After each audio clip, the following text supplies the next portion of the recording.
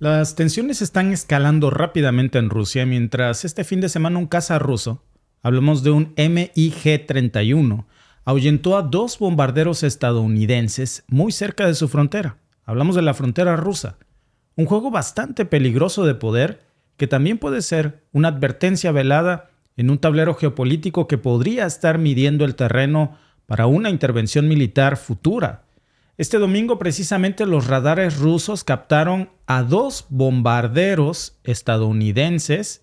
Es lo que están anunciando varios medios de comunicación que están cubriendo la fuente. Hablamos de bombarderos B-1B, Lancer, precisamente de la Fuerza Aérea de Estados Unidos, que se aproximaron a una distancia que Moscú, el Kremlin, consideró peligrosamente cercana a la frontera rusa. ¿Qué hacían dos bombarderos estadounidenses con ese poderío tan cerca de las fronteras rusas?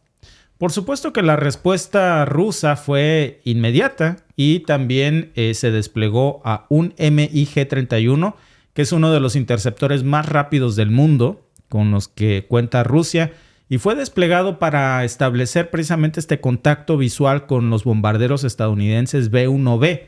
Fue una maniobra que finalmente llevó a los bombarderos de Washington a cambiar, los obligaron a cambiar el curso y a retirarse de las colindancias de las fronteras rusas. ¿Qué sabemos de estos B-1B Lancer? Estos poderosísimos bombarderos estadounidenses que andaban merodeando la frontera. Estos bombarderos también son apodados como el hueso.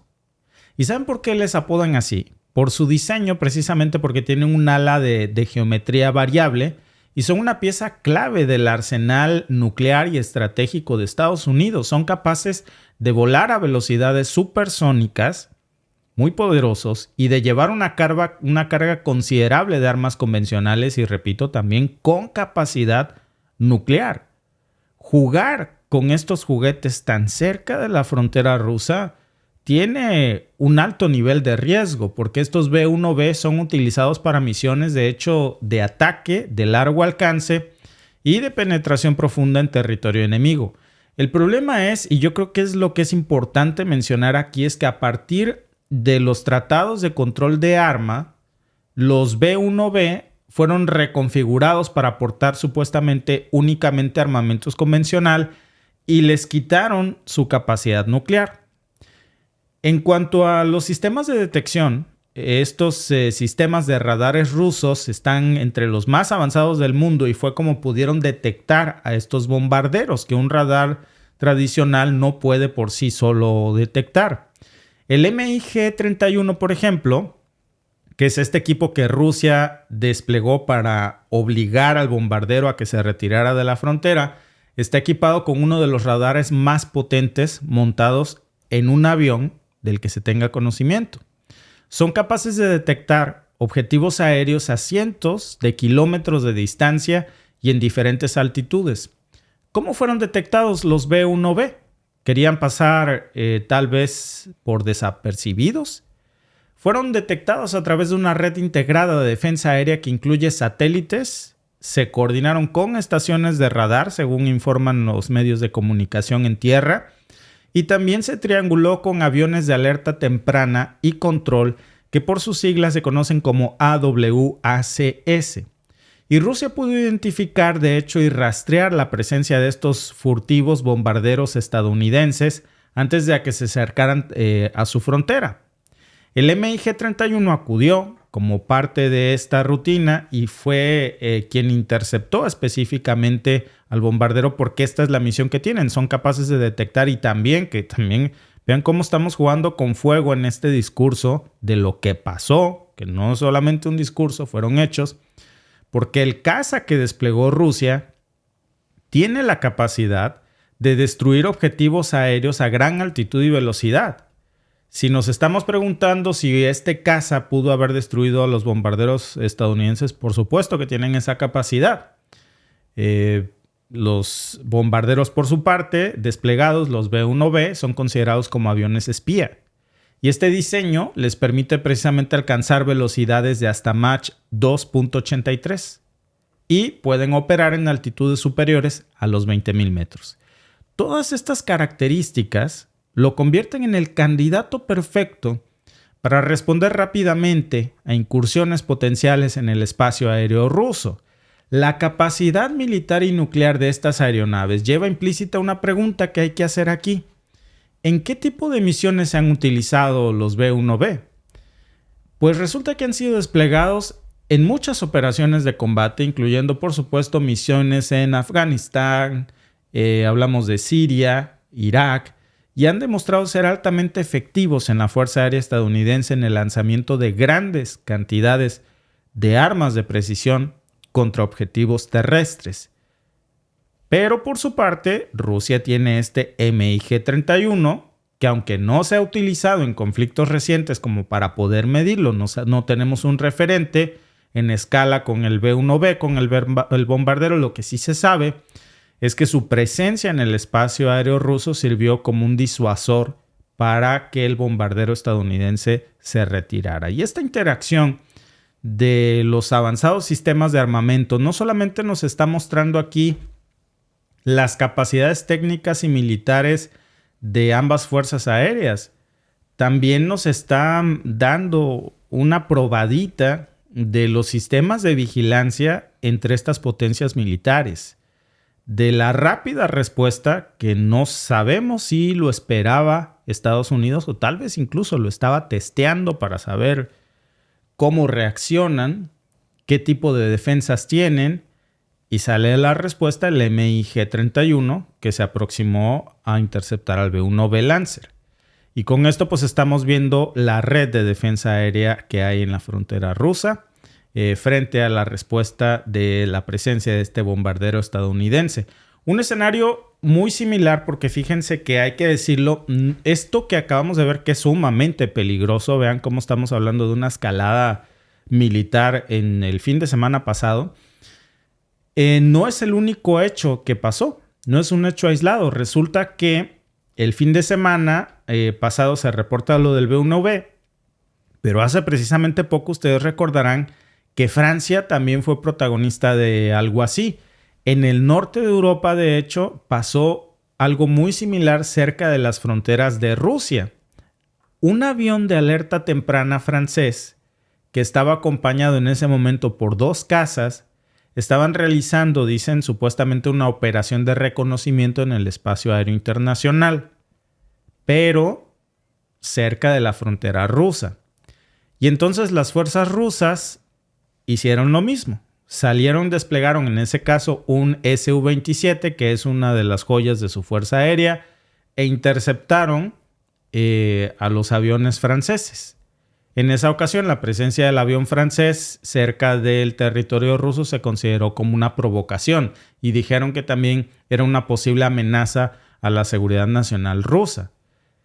¿Qué significa todo esto en términos de estrategia militar? ¿Qué es lo que estamos viendo? Es un juego bastante peligroso porque las partes que se están involucrando aquí están demostrando que hay, por un lado, yo creo que un testeo de la capacidad de vigilancia, de qué tan rápido reaccionan del lado ruso, por ejemplo, cuando se aproximan aviones, qué tipo de aviones tal vez estemos hablando de inteligencia militar, qué tipos de acciones salen a la defensa.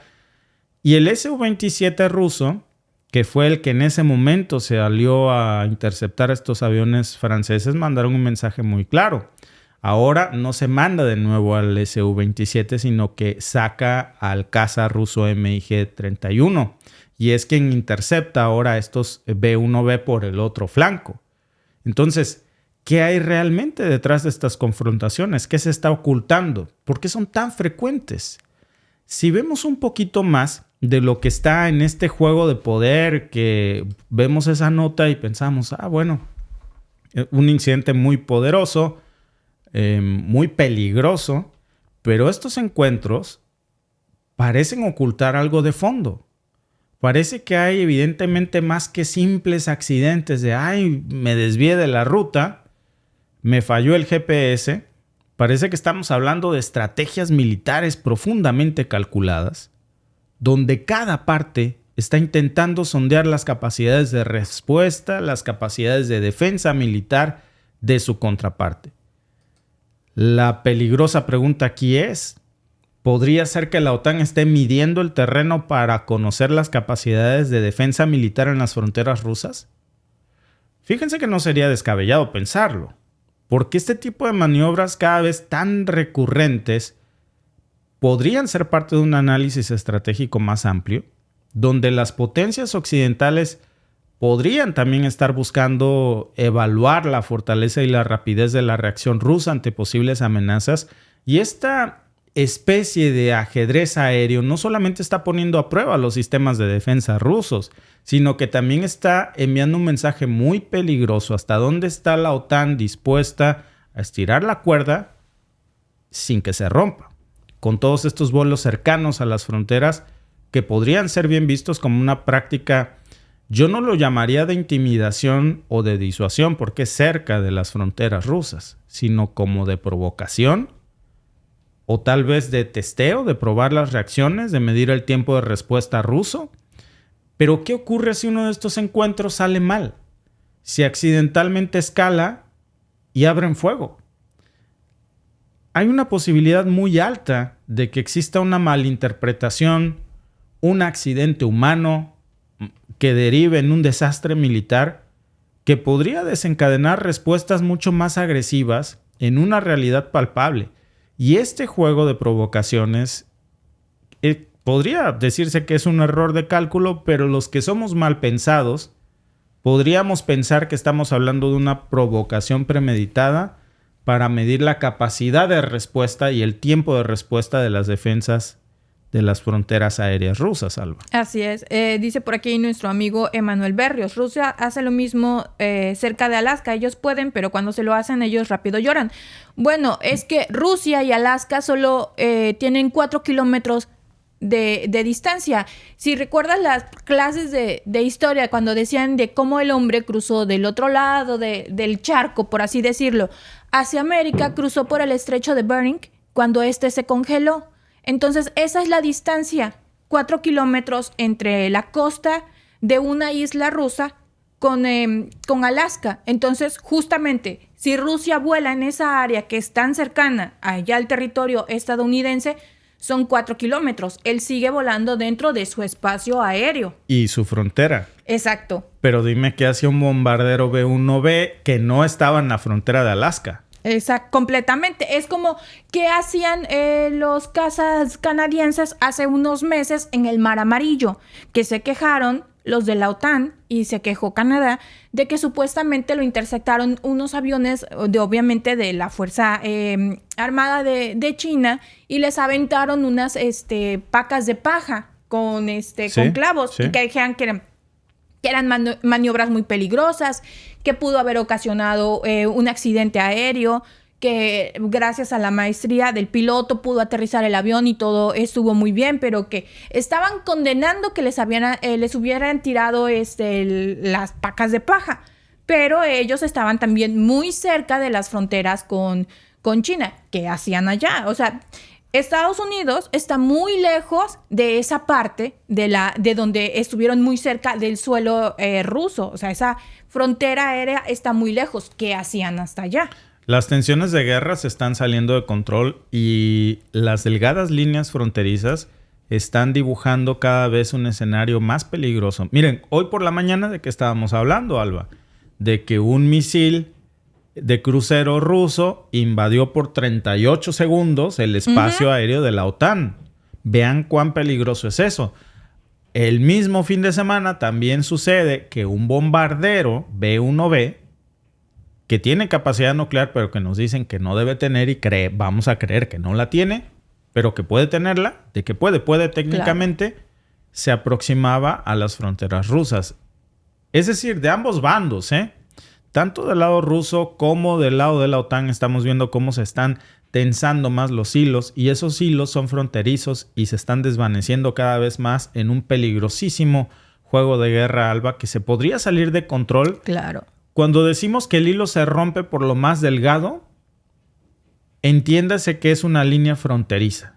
Sí. Este fin de semana estuvimos a 38 segundos de que esa línea se rompiera Y también estuvimos a unos cuantos kilómetros de que se rompiera por el otro extremo con un bombardero estadounidense. Sí. Son amenazas de bando y bando. Claro, pero yo más bien creo que del bando de Occidente, que fueron los que estuvieron muy cerca de la línea fronteriza del espacio aéreo ruso, le están midiendo, como diríamos en mi pueblo, el agua a los camotes. Le están midiendo qué tan rápida reacción tienen, qué tan rápida respuesta, cómo se coordinan las respuestas. Yo creo que están testeando. Sí, lo detectan, Si ¿no? lo Porque detectan, es un avión espía. Claro, qué rápido lo pueden detectar y qué aviones mandan y qué maniobras utilizan. Yo creo que es lo que están haciendo porque hay mucha coincidencia que hace unas semanas lo haga Francia y ahora lo haga Estados Unidos. Y no nos extrañe que en otras semanas otro país también se acerque, como para ver en varios flancos cómo está la seguridad aérea, cuáles son sus protocolos, qué tiempo de respuesta tienen. Yo creo que eso es lo que están testeando en este momento. Seguramente, porque no es obra de la casualidad y esto ya no es un accidente.